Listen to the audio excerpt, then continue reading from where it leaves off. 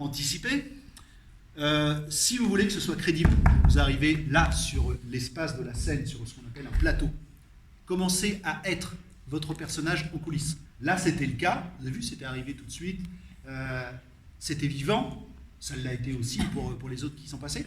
Mais ne venez pas là pour présenter quelque chose en vous disant « Ok, j'arrive, bon voilà, je me présente et je commence quand je suis là. » Trop tard. Trop tard. Quand vous venez commencer à être comédien, comédienne, acteur et que vous êtes sur la moitié du plateau, c'est fini. On a vu que c'était quelqu'un qui venait pour jouer quelque chose. Si vous voulez incarner un personnage, commencez en coulisses. Par exemple, à vous dire « Mais on se connaît, c'est 6 semaines, 2 minutes, c'est ça, etc. » Et vous arrivez, vous avez déjà ça en tête. Ayez déjà une intention. Très important. Vous arrivez sur scène avec, si vous êtes triste, et que juste avant, ou alors vous êtes un super comédien, et j'ai beaucoup de chance de vous avoir, mais à notre niveau, soyons humbles. Si vous devez jouer quelque chose de triste, commencez à vous préparer en coulisses. Je ne vous demande pas de pleurer 15 jours à l'avance. Je ne vais pas vous mettre en dépression, vous n'êtes pas pour ça, mais je veux dire, préparez-vous en coulisses à jouer votre personnage. Arrivez au moins 3 ou 4 mètres avant, en vous disant « je suis un tel, je suis un connard, je suis un dictateur, je suis un chien, je suis etc. » Et vous arrivez des coulisses comme ça. Et je peux vous assurer que si vous arrivez sur le plateau, et dès que votre première apparition, on voit ça, ça change tout.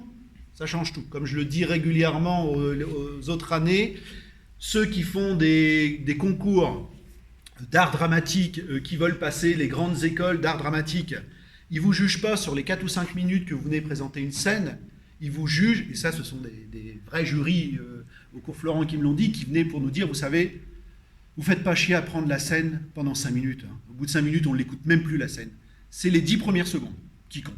Et ça c'est vrai pour plein de choses. C'est les 10 premières secondes. Vous arrivez, vous êtes incarné du personnage, on vous écoute. Si déjà on dit « Bonjour, je viens vous présenter ma scène, alors je vais jouer le misanthrope. » Non, non, non.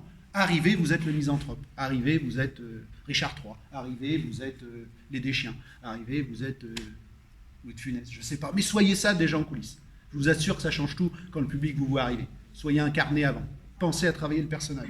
Si vous arrivez dans une scène tragique où normalement vous venez de tuer quelqu'un, où vous êtes battu avec quelqu'un, je vous conseille de vous mettre en coulisses, de faire des pompes, de faire des abdos, d'arriver essoufflé.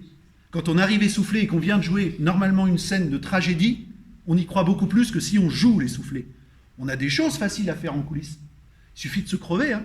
Il suffit, je vous dis, hein, ça peut arriver, vous me verrez en tragédie, peut-être faire des pompes, faire des mouvements, vous savez, comme chez le médecin, pour voir si tout va bien. C'est ça. Vous le faites 20 fois, 30 fois, vous arrivez essoufflé sur le plateau, et ben on joue pas là, on est essoufflé.